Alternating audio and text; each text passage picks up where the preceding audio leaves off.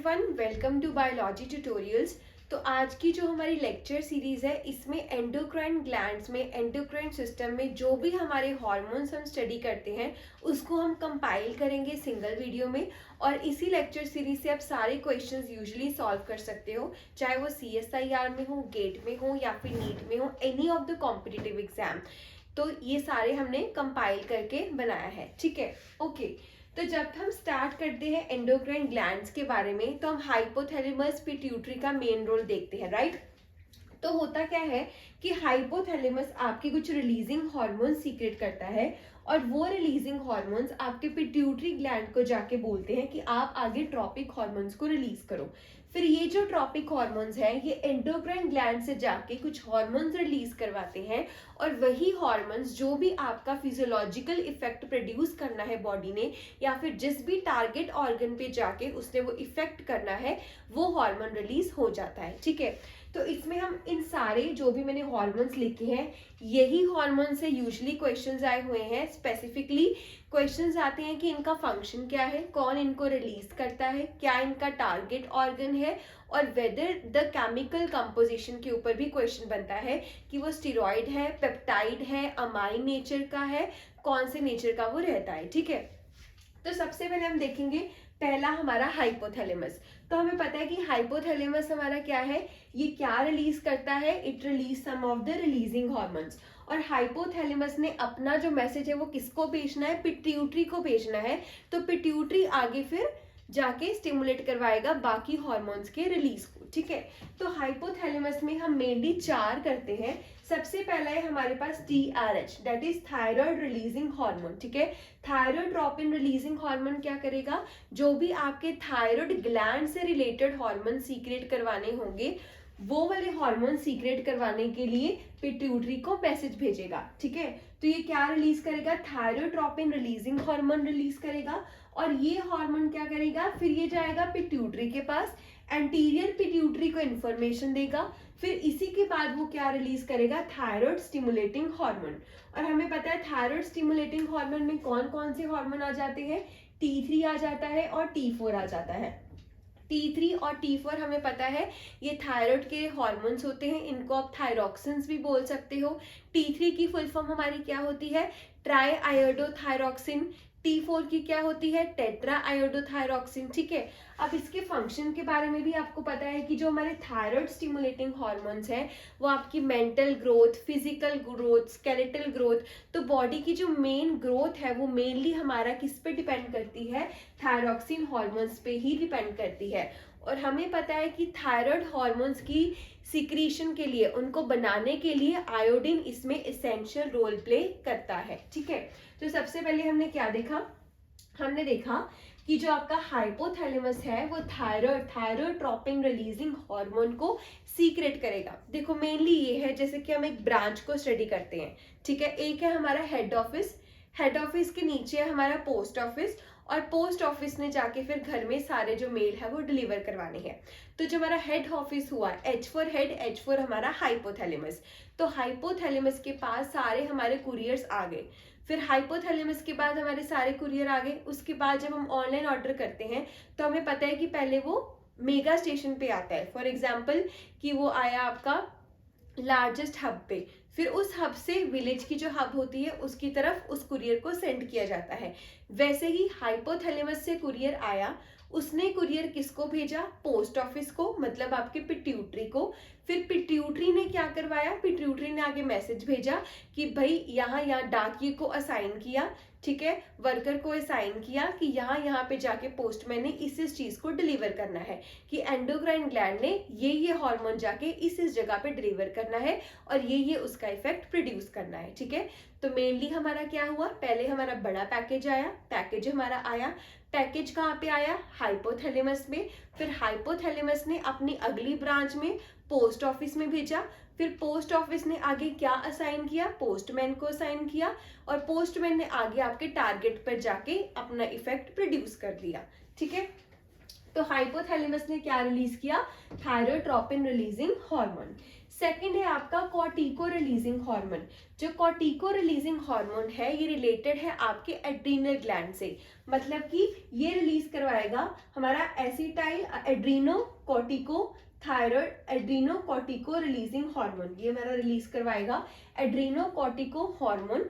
अभी Adreno cortico hormone क्या है, ये आपका जाएगा पिट्यूटरी के पास और वहां पे ये क्या रिलीज करवाएगा, एड्रीनो कॉर्टिको रिलीजिंग हॉर्मोन्स, ठीक है, एड्रीनो कॉर्टिकोट्रोपिक हार्मोन, ठीक है, यहाँ पे आएगा एड्रीनो कॉर्टिको रिलीजिंग हार्मोन इसने करवाया, फिर यहाँ से एड्रीनो कॉर्टिको हमारा आया ट्रॉपिक हार्मोन और ये जाएगा एड्रीनल ग्लैंड के पास और उसको बोलेगा एड्रीनल हार्मोन्स को रिलीज करो, ठीक है।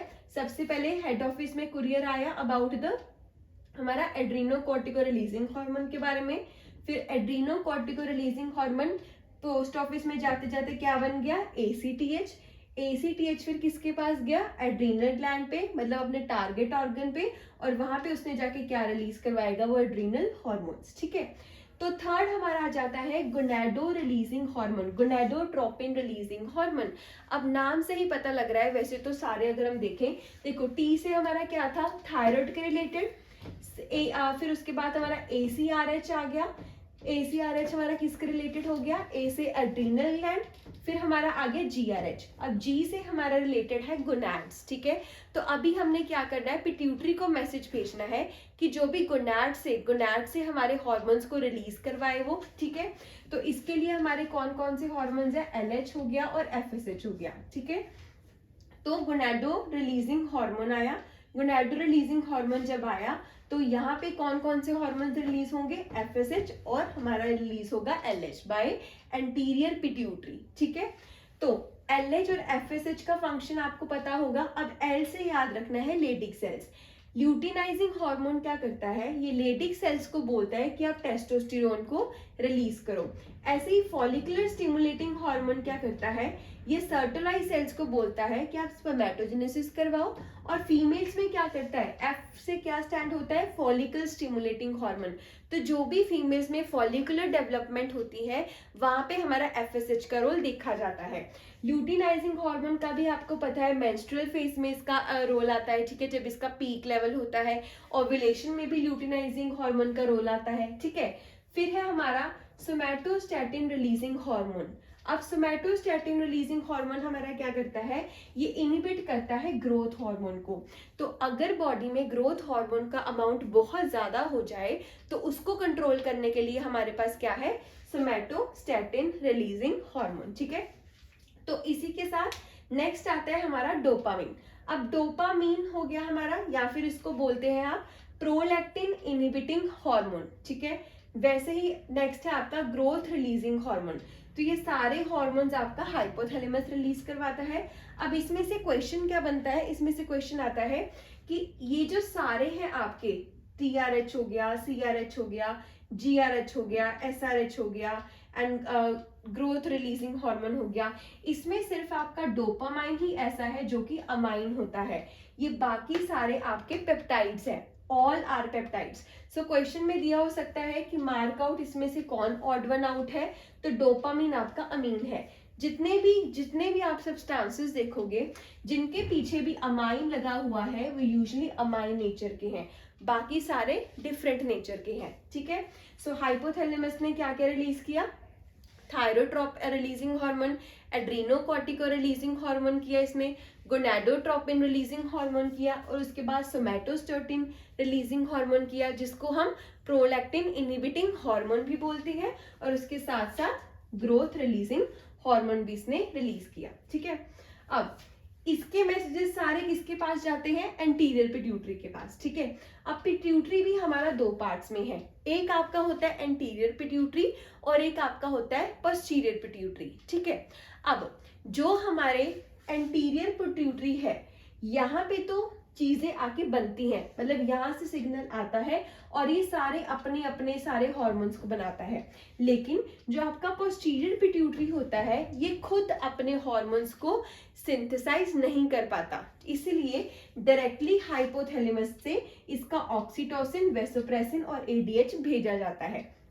तो पिट्यूटरी का रोल यहाँ पे क्या होता है, स्टोरेज का रोल होता है मेनली, ठीक है। अब पिट्यूटरी के T3 T4 के बारे में हमने कर लिया, FSH और LH के बारे में कर लिया, ग्रोथ हार्मोन के बारे में पता है, प्रोलैक्टिन किस में इन्वॉल्व होता है, मिल्क प्रोडक्शन में, ACTH same way, adrenocorticotropic hormone, और ये एड्रीनल ग्लैंड को स्टिमुलेट करेगा कि वो अपने हार्मोन्स को रिलीज कर दे।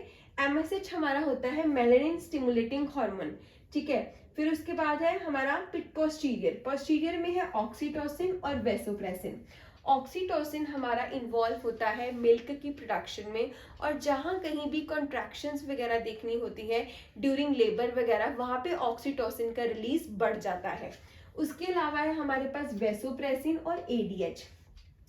एंटीड्यूरेटिक हार्मोन और वेसोप्रेसिन क्या करते हैं कि आपकी रीअब्जॉर्प्शन करवाते हैं और वाटर, मतलब कलेक्टिंग डक्ट में वाटर की रीअब्जॉर्प्शन करवाने में ADH या फिर वेसोप्रेसिन का रोल देखा जाता है, ठीक है।